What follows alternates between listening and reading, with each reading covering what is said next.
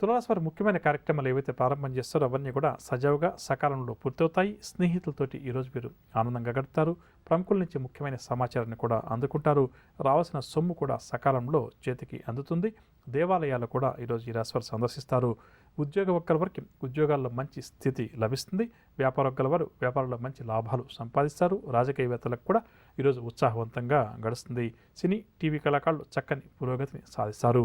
విద్యార్థులు కోరుకున్నటువంటి అవకాశాలు దక్కడం వల్ల ఆనందంగా గడుపుతారు. మహిళలు శుభవర్తమానాలు అందుకుంటారు. షేర్ల క్రయ విక్రయాలు లాభిస్తాయి. తులారాశి వారికి ఈ వాడకాసు వచ్చే రంగు గోధుమ రంగు మరియు ఆకుపచ్చ రంగు. పరిహారాల విషయానికి వస్తే తులారాశి ప్రతి ఒక్కరూ కూడా గణపతిని పూజించడం చాలా మంచిది. తదుపరి వృశ్చిక రాశి.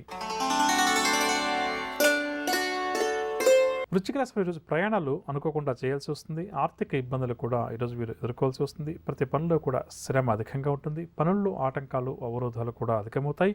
బంధువులతోటి కూడా అకారణంగా తగాదాలు ఏర్పడతాయి. చర్మ సంబంధిత రుగ్మతల వల్ల కొంతవరకు ఈరోజు వీరికి ఇబ్బందికరంగా గడుస్తుంది. కావున ఆరోగ్యం పట్ల శ్రద్ధ వహించడం చాలా మంచిదని చెప్పవచ్చు. వ్యాపార వర్గాల వారికి వ్యాపార లావాదేవీలు నత్తనకన సాగుతాయి. ఉద్యోగ వర్గాల వారు ఉద్యోగాల్లో అదనపు బాధ్యతలు స్వీకరిస్తారు. పారిశ్రామిక వర్గాల వారికి కూడా ఈరోజు నిరాశ నిస్పృహల మధ్య గడుస్తుంది. సినీ కళాకారులు కూడా గందరగోళ పరిస్థితులను ఎదుర్కొంటారు. విద్యార్థుల అంచనాలు తప్పడం వల్ల నిరాశ చెందుతారు. మహిళలు ఆరోగ్యం పట్ల శ్రద్ధ వహించడం చాలా మంచిది. షేర్ల క్రయ విక్రయాల్లో ఆలోచించి ముందుకు సాగడం, నిర్ణయాలు తీసుకోవడం చాలా మంచిది. ఇక వృశ్చిక రాశి వారికి ఈ వాడకాసు వచ్చే రంగు ఎరుపు రంగు మరియు పసుపు రంగు.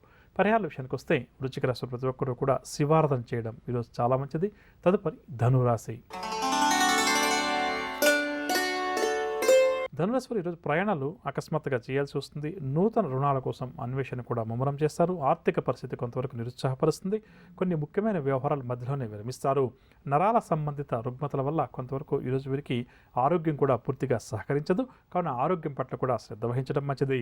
వ్యాపార వర్గాల వారికి వ్యాపార లావాదేవీలు మందకొడిగా సాగుతాయి. ఉద్యోగ వర్గాల వారికి ఉద్యోగాల్లో ఆకస్మిక బదిలీలు, పారిశ్రామిక వైద్య రంగాల వారికి విదేశీ పర్యటనలో ఆటంకాలు, సినీ కళాకారుల ప్రయత్నాలన్నీ కూడా విఫలమవుతాయి. విద్యార్థులకు కొన్ని అవకాశాలు అందినట్టే దూరమవుతాయి. మహిళలకు కూడా ఈరోజు కాస్త నిరుత్సాహంగానే గడుస్తుంది. షేర్ల క్రయ విక్రయాలు మందగిస్తాయి. ధనురాశి వారికి వాడకాసు వచ్చే రంగు పసుపు రంగు మరియు గోధుమ రంగు. పరిహారాల విషయానికి వస్తే ధనురాశి ప్రతి ఒక్కరూ కూడా ఈరోజు శ్రీ సత్యనారాయణ స్వామి వారిని పూజించడం చాలా మంచిది. తదుపరి మకర రాశి.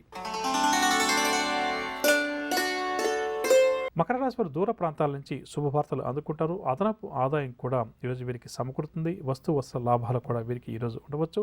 ఏవైతే కార్యక్రమాలు ప్రారంభం చేస్తారో వాటిలో విజయం కూడా మకర రాశి వారికి అధికంగా సిద్ధిస్తుంది. గతంలో జరిగినటువంటి సంఘటనలను కూడా గుర్తుకు తెచ్చుకుంటారు. పరిచయాలు కూడా ఈ రాశి వారికి పెరుగుతాయి. సేవా కార్యక్రమాలపై ఆసక్తి కూడా చూపుతారు. వ్యాపార వర్గాల వారు వ్యాపారంలో నూతన ఉత్సాహంతో గడుపుతారు. ఉద్యోగ వర్గాల వారికి పదోన్నతి అవకాశాలు, పారిశ్రామిక వైద్య రంగాల వారికి సన్మానాలు, సత్కారాలు, సినీ టీవీ కళాకారులకు అప్రయత్నంగా కొన్ని కార్యక్రమాలు పూర్తవుతాయి. విద్యార్థులు కూడా నూతన అవకాశాలను దక్కించుకుంటారు. మహిళలకు కుటుంబ సమస్యలు ఏవైతే ఉన్నాయో క్రమేపీ తీరుతాయి. షేర్ల క్రయ విక్రయాల్లో మంచి లాభాలు. ఇక మకర రాశి వారికి వాడకాసు వచ్చే రంగు కాఫీ రంగు మరియు ఎరుపు రంగు. పరిహారాల విషయానికి వస్తే మకర రాశి ప్రతి ఒక్కరు కూడా శివారాధన చేయడం ఈరోజు చాలా మంచిది. అలాంటి వాళ్ళది నిజమైన ప్రేమ కాదు, అది వ్యామోహం. ఎగ్జాక్ట్లీ చిన్నత్త. నిజంగా ప్రేమించుకున్న వాళ్ళు అలా చేయరు. ఎంత మనసు విరిగిపోతే కన్న కూతుర్ని పట్టుకొని మా దృష్టిలో చచ్చిపోయా ఉంటుందా తల్లి?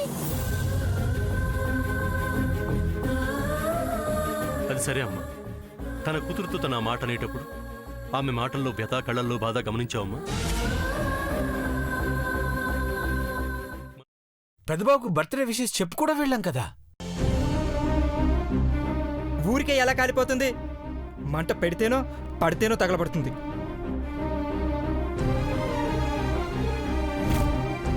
కరెక్ట్ చిన్నబాబు, నీకొచ్చినట్టే నాకు డౌట్ వచ్చింది. పార్వతే షర్టును తగలబెట్టిందనుకుంటా.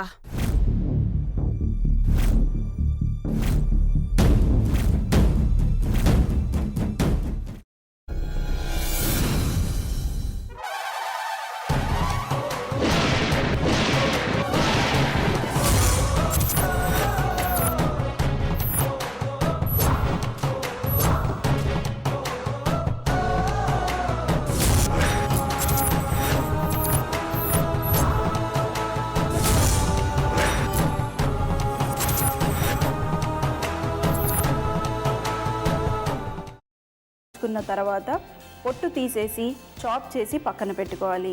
ఒక ప్యాన్లో కొద్దిగా నూనె వేడి చేసి అందులో ఆవాలు, మినప్పప్పు, శనగపప్పు, కరివేపాకు, సన్నగా తరిగి పెట్టుకున్న ఉల్లిపాయలు వేసుకుని 1 నిమిషం పాటు వేయించుకోవాలి. ఆ తర్వాత కాల్చి కట్ చేసి పెట్టుకున్న వంకాయని కూడా అందులో వేసుకుని బాగా మిక్స్ చేసి బౌల్లోకి ట్రాన్స్ఫర్ చేసుకుని అందులో తగినంత చిక్కటి పెరుగు లేదా పల్చటి పెరుగు వేసుకుని మిక్స్ చేసి అన్నంతో కానివ్వండి, చపాతీతో కానివ్వండి సర్వ్ చేసినా చాలా బాగుంటుంది.